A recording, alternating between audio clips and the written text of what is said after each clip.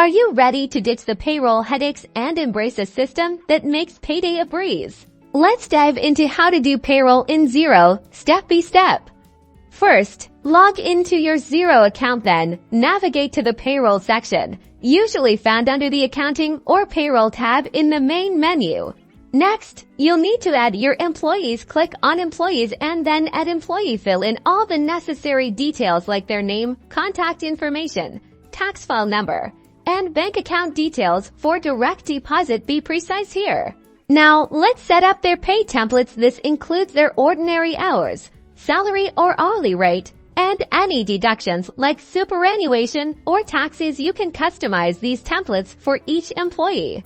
Okay, time to process a pay run. Click on pay runs and then at pay run select the pay period and payment date. Xero will automatically populate the pay run with the employee's details based on their pay templates. Review the pay run carefully. You can make adjustments to individual employee pays if needed, such as adding overtime or allowances. Once everything looks correct, click post pay run.